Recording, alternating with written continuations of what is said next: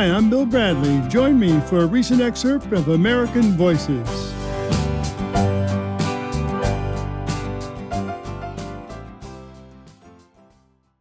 On American Voices, we like to talk about American history, culture, and also wellness, how to take good care of yourself. Well, today we're going to talk about all three.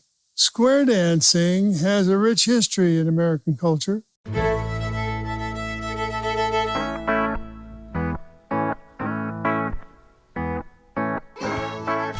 It's also social. It's a fun way to dance and stay in shape. And today we're joined by a square dance caller, Elaine Mikenas. She bought a church building and converted it into a square dance hall. It's called Shoe Leather Express, and it's in Gloversville, New York. There's a lot to talk about here. Elaine, welcome to American Voices. Thank you so much for having me. So for people who might not know, how do you explain what a square dance caller is? What do you do as a caller? Well, a square dance caller gives instruction to dancers to move a certain way, like to do a do-si-do. You would instruct that, and you would, prior to that, teach them how to do a do-si-do, which would go forward, slide back to back straight out, look them in the eye. And it's 8, like that, 1, 2, 3, 4, 5, 6, 7, 8. And then you'd put it to music and have them practice that. So it's basically following directions for the dancers and giving instructions for the caller. And all the calls are listed in a certain order, and you try to dance them accordingly and move on from there. It is progressive. You know, it moves on to different levels. Right. Was it difficult to learn to be a caller? It's ongoing. Every year I go to a caller school or have someone come to our place and do a caller school to encourage other people to become callers. It's like my continuing education, I find it to be. And it keeps my mind very active, Yeah. and I'm up to the latest routines. And it's learning how to think differently. It's like moving people around, like if you were playing chess, you know. So you're thinking a different way on how people are moving, and then you got to get them back to home position or to their corner and things like that. So it's definitely thinking on your feet. You got to be very alert. I'm going to give you a challenge today, Elaine. Okay. You ready? Yeah.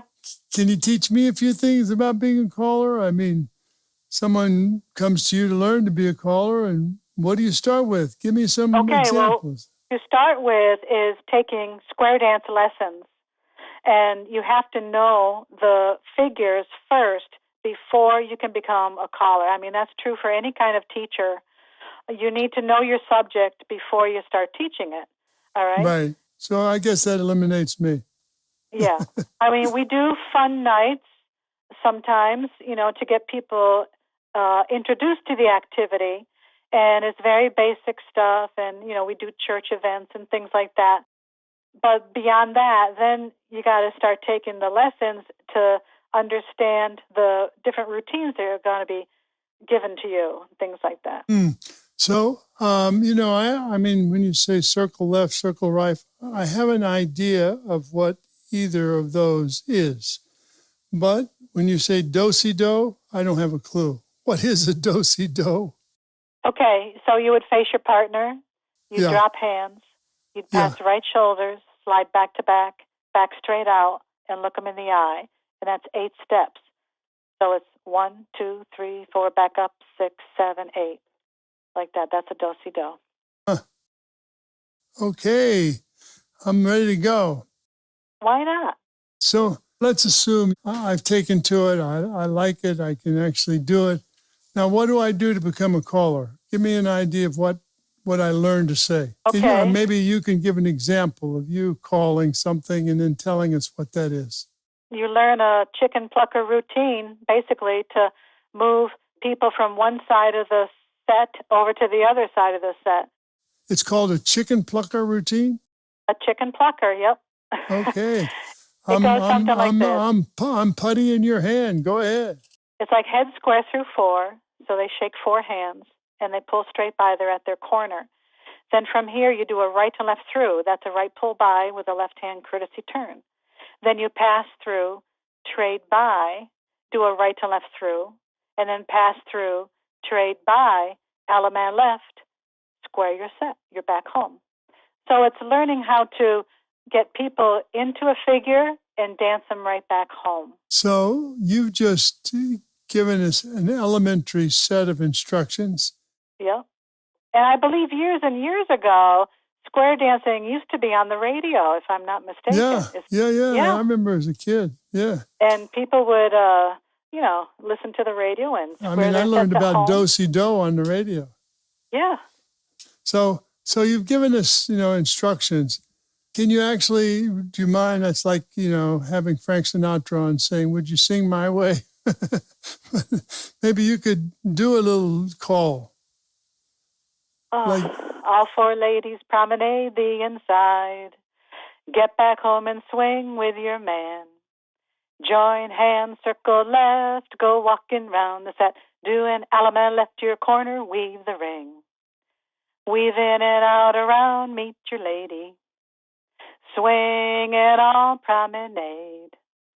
You promenade, go 2 by 2, get on home, and then when you're there, bow to your partner, corners off. How's that? A little bit? That's great. That's great. So I'm just curious, are more women becoming square dance callers these days? Yes, very much so. Yes. Why do you think that is? And one reason, I believe, is the technology. Because with the computer, there are programs that can adjust the pitch of the music so that the song, whatever song, sing and call you would have, it used to be records, now it's MP3s and things like that. You can adjust the voice so it would be higher for a woman's voice. In the old days, with records, women would have a very hard time of trying to get low as a man would. Sure. So with technology, it's easier on the voice, for women to sing. Yeah. Well, that's great.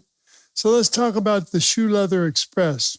Okay. How did you get this idea to buy a church building and convert it into a square dance hall? I think that's extremely creative. Thank you very much. How'd you get that idea? I needed it to help my creativity, let me tell you. Well, 5 years before I retired and 5 years after, someone told me that's the key points of what you're going to be planning to do for the rest of your life.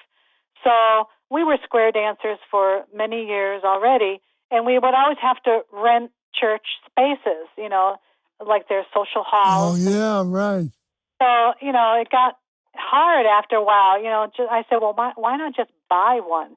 So I just started looking around. I said, this, is what I want to do in my retirement because it is fun. It's what we've been doing all our life, and you can do it all over the country, all over the world, square dancing and meet lots of friends. So I just started looking around. I found a church, and while I was shopping actually for dance shoes, I drove out of the parking lot where they manufacture them in Gloversville, and I saw the for sale sign on the church, and I said, it's just about the right size, not too big, not too small. What denomination was it? It was a Trinity Episcopal Church, and I bought it from the diocese. It was for sale. Fantastic. And it had a fenced-in yard, which was great because I had a dog at the time. It had public parking next to it, which I didn't have to plow. So I had my realtor show me around, and the rest is history. I had a construction company come in and make one section of the building living area, actually 2 sections of the building living area, so that, I put in 2 bathrooms, 3 closets. So you live there? Yeah, so we can live there. Because a lot of people in our area, there are a lot of 2-family houses, and people would have businesses downstairs, and they'd live upstairs. Mm-hmm. You'd have, for example, a barbershop downstairs, and the people would live upstairs, or the old-time marketplaces downstairs, a grocery store, and you'd live upstairs. Well, I figure, I can live here in my old age and just open the door and walk to work, so. Yeah. We do travel around a lot, going to other square dances to invite them to come and dance with us as well. And we turn the offices into bedrooms, so that people can come and visit and stay with us if they want. It's friendship set to music when we realize it's a distance for some people. So I got the name of the Shoe Leather Express from my aunt. She's passed on at like 101. She spent some of her youth in New York City, and she said to me, when you didn't have a nickel to go on the subway or take a bus, you would take the Shoe Leather Express, which meant you walked. Okay. Right. I go, well, that's a good idea. That's square dancing really, is just walking, And also in our area, New York State, we are the leather stocking area in our history. So I figure, okay, leather stocking, that connects with it. And there were also a lot of trains in our area. So one of our symbols on our badges is a train. So I figure all those three things together, that's good. The Shoe Leather Express, we do travel, stuff like that. You are the square dance caller, and you are converting a church to a square dance hall. Yeah.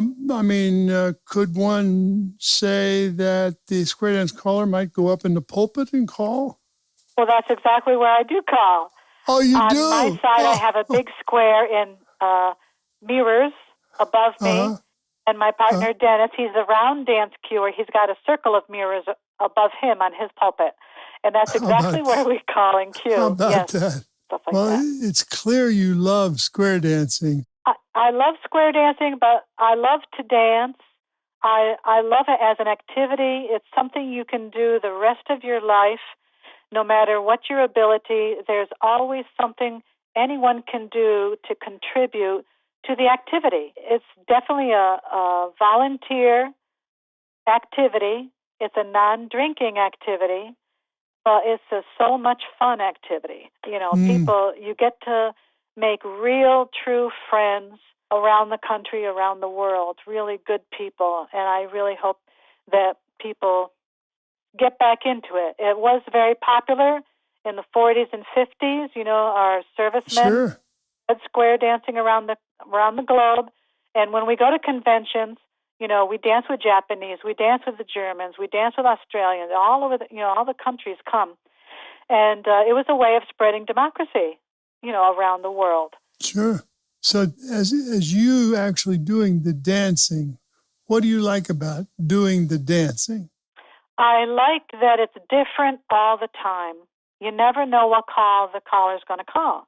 So it's like a thinking man's dance. It's not repetitive. Where like line dancing can be, it is repetitive. You do one figure, facing one wall, then you do the same thing facing another wall, etc. It's not repetitive like that. So it's definitely a thinking man's dance, and I enjoy that part. I enjoy the mental challenge of it. It keeps me alert, active. I enjoy the physical activity. They say if you dance all the dances, in a 3-hour dance or 2.5, whatever, that you've walked like 3 miles.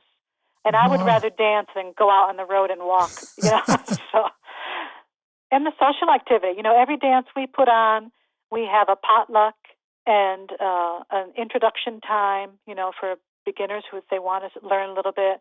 And then we go into the regular square dance and round dance part of it. But you got to be in shape. Well, the key with square dancing is exercise every day, at least an hour. Keep on moving. If you sit down and stop, you're just going, what's going to happen. So you got to just keep on moving. And square dancing is mild activity, a lot of good times. We just celebrated one of our friends. Her name is Tony, and she's 100 years old, and she's as active as can be. And we're going to have her 101st birthday in October. So, in fact, her wedding dress was made out of parachutes from World War II that saved her husband, and is in the World War II Museum in Louisiana, New Orleans, Louisiana.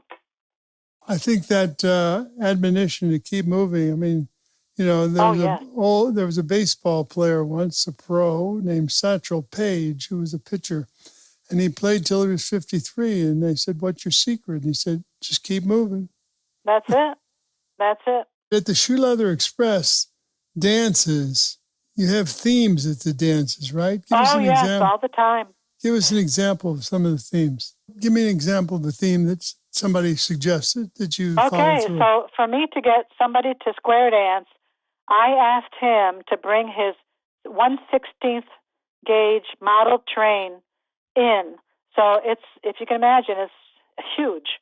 And he trucked it in, and we set it up on the dance floor, and everybody brought their little model trains and stuff like that, and his wife made train cookies, and we had a lot of train songs, and he talked about his train a lot, and that way it was fun.